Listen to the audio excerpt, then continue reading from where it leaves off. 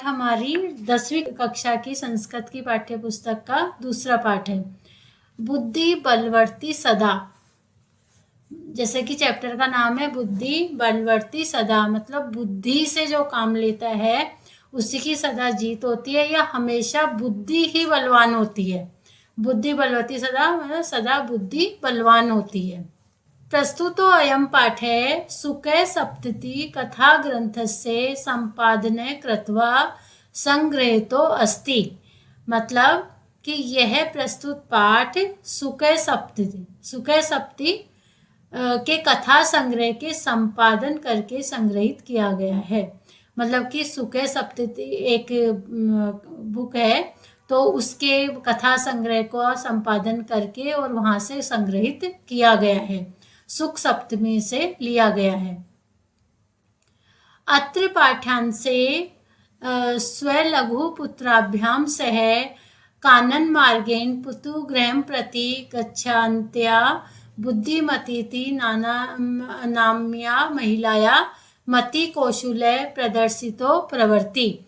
मतलब यहाँ कहानी में या इस कहानी में अत्र पाठ्यांश से मतलब कि इस पाठ में अपने दो छोटे पुत्रों के साथ स्व लघु पुत्राभ्यम, मतलब कि अपने दो लघु पुत्रों के साथ में, छोटे पुत्रों के साथ में, कानन मार्गे मतलब जंगल मार्ग से, पितुगृहम पिता के घर, प्रति गच्छांतिया मतलब पिता के घर के प्रति जाती हुई, बुद्धिमती नाम्या मतलब बुद्धिमती नाम की महिला, बुद्धिमती नाम की महिला मति कौशल प्रदर्शितो वर्तते। मतलब उसकी मति कौशल मतलब बुद्धि का कौशल, बुद्धि या मति, तो बुद्धि का कौशल को दिखाया गया है, उसकी बुद्धि के कौशल को दिखाया गया है।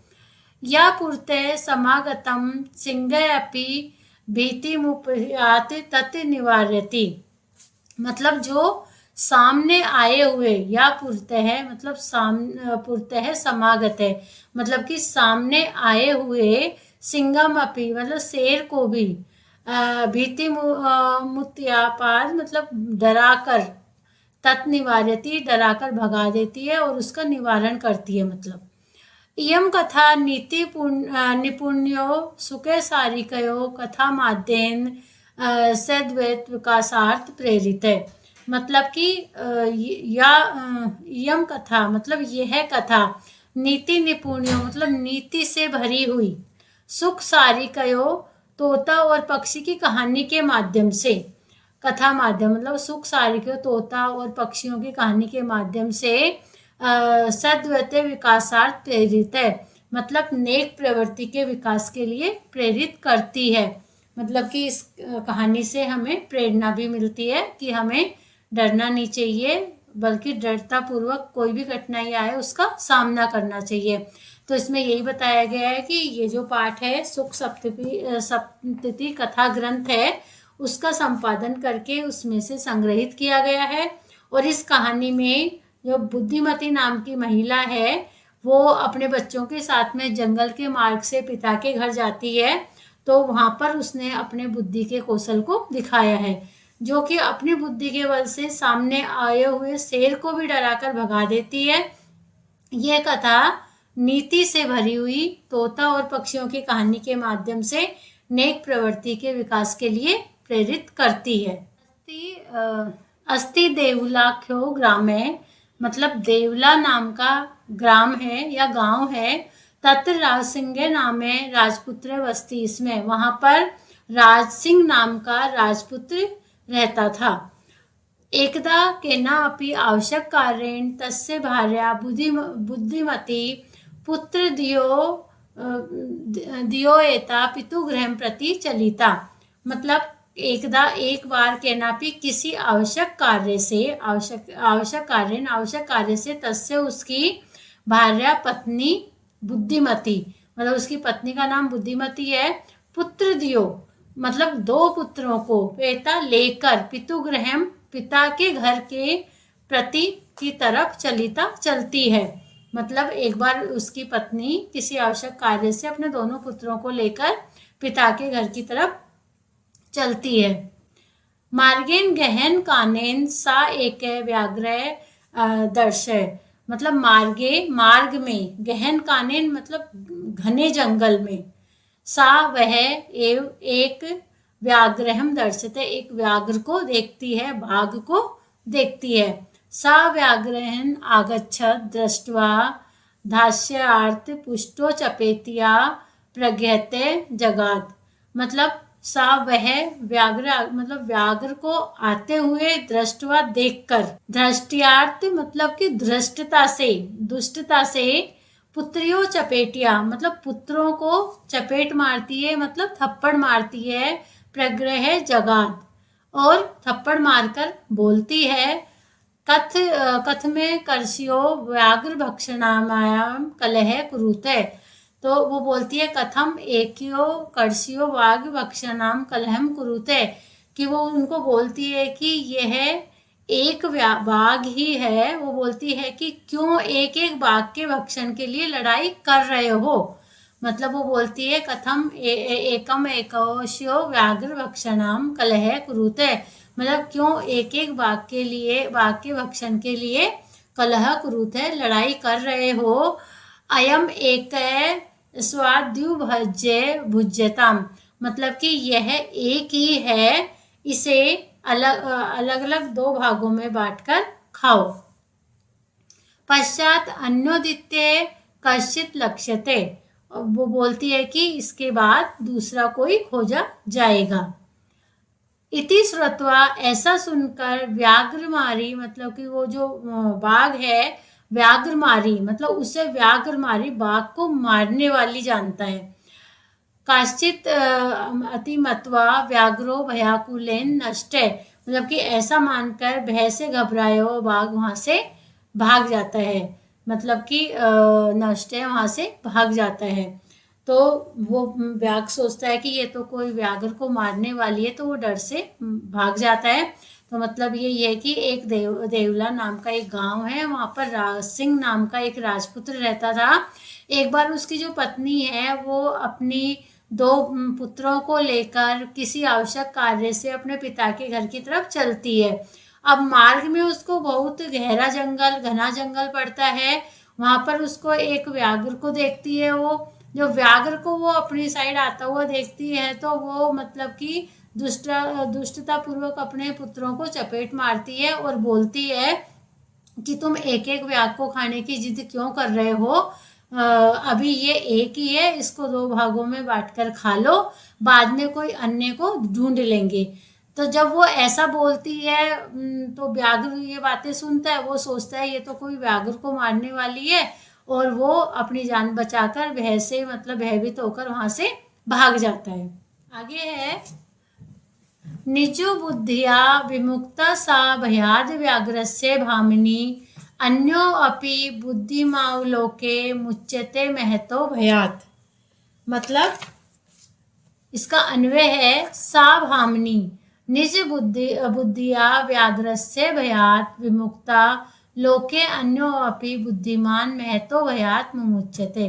अब इसका सरलार्थ है कि साभामनी मतलब वह सुंदर महिला, साभामनी वह सुंदर महिला, निज बुद्धिया मतलब अपनी बुद्धि से, व्याघ्र से भयात मतलब बाघ के डर से, विमुक्ता मुक्त हुई, लोके अन्यो अपि मतलब संसार में दूसरे, अन्यो अपि बुद्धिमान दूसरे बुद्धिमान लोग भी, मैं तो भयात मुमुचित है कि बड़े बड़े डर से मुक्त होते हैं। मतलब कहने का मतलब है कि जैसे वो सुंदर स्त्री अपनी बुद्धि से बाघ के डर से मुक्त हुई है, वैसे ही संसार में जो दूसरे बुद्धिमान लोग भी है वो बड़े बड़े डर से मुक्त हो जाते हैं, या बड़े बड़े डरों से मतलब पार हो जाते हैं।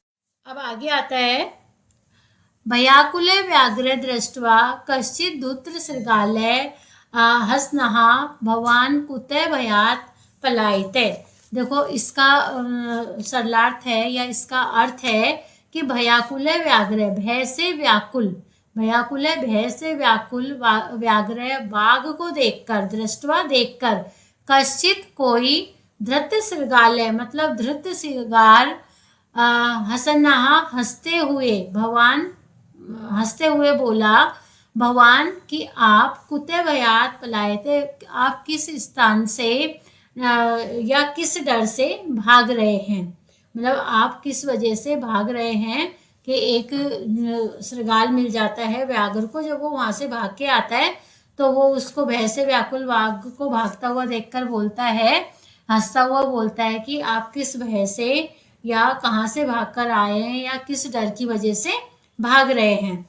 अब व्याघ्र बोलता है गच्छ गच्छ जम्बूके।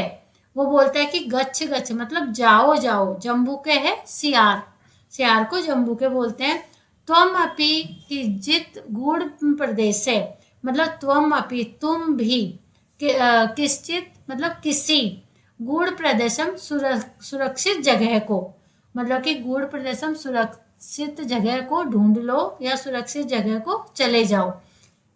यतो व्याघ्र मारिते, वो बोलता है कि क्योंकि व्याघ्र मारने वाली, व्याघ्र मारिते कि बाघ को मारने वाली, या शास्त्रे श्रुते कि जो कि शास्त्रों में सुना जाता है। जैसे उन्होंने सुना था कि व्याघ्र मारने वाली कोई स्त्री होती है, वो बाघ को मार देती है, या बाघ मारने वाला कोई होता है। तो वो बोलता है कि जो जैसा कि बाघ मारने वाली है जो कि शास्त्रों में सुना जाता है। तया हम हनुमारभ्य, मैं आज मैं उसके द्वारा मारा जाता। वो बोलता है कि तया हम हनुमारभ्य कि आज मैं उसके द्वारा मारा जाता। परम गृहीते कर जीवितम नष्टे शीघ्रम तद गृहते, परंतु वो बोलता है कि लेकिन जान हथेली पर रखकर। परम गृहीते कर जीवितम मतलब वो बोलता है कि जान हथेली पर रखकर, नष्टे शीघ्र तद गृहते मतलब कि मैं उसके सामने से भाग आया, शीघ्र ही भाग आया। तो बाघ बोलता है कि हे जम्बुक, हे सियार, तुम भी जाओ, क्योंकि तुम भी किसी सुरक्षित स्थान पर छुप जाओ, क्योंकि जैसा कि बाघ मारने वाली है जो कि शास्त्रों में सुना जाता है, मैं उसके द्वारा मारा जाता, लेकिन मैं जान हथेली पर रखकर वहां से भाग आया और उससे बच गया।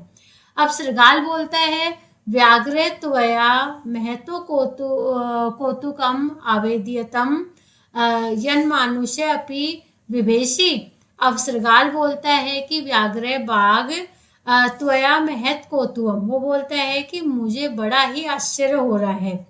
आवेदितुम यन मानुष्य अपि वियत, कि तुम मनुष्य से भी डरते हो, मतलब मनुष्य अपि विवेशी मतलब कि डरते हो, विवेशी डरना। तो वो बोलता है कि हे व्याघ्र, मुझे बहुत आश्चर्य हो रहा है कि क्या तुम मनुष्य से भी डरते हो, क्योंकि वैसे तो व्याघ्र से मनुष्य डरते हैं, पर ये व्याघ्र ऐसा है जो मनुष्य से डर के भाग रहा है। अब व्याघ्र बोलता है प्रत्यक्ष में मया साम पुत्रो वे कर्षसी मामुतुम कलह या मानो चपेट्या प्रहंती दृष्टवा। अब बाघ बोलता है कि प्रत्यक्ष में मतलब कि मेरे प्रत्यक्ष ही मतलब मेरे सामने ही, प्रत्यक्ष में कि मेरे सामने ही साम पुत्रो वेकर्षो मतलब कि उसके दोनों पुत्रों को मातुम कलायनानी चपेट्या प्रहंती दृष्टवा, की एक एक करके जो मतलब एक एक बाघ को खाने की जिद कर रहे थे, उसके लिए झगड़ा कर रहे थे, उनको थप्पड़ से प्रहार करती हुई उस स्त्री को मैंने देखा है, मतलब चपेट जमाती हुई स्त्री को मैंने देखा है। व्याघ्र बोलता है कि मैंने प्रत्यक्ष उन दोनों पुत्रों को जो कि एक एक बाघ को खाने की जिद कर रहे थे, उनको थप्पड़ मारते हुए मैंने उस स्त्री को प्रत्यक्ष देखा है।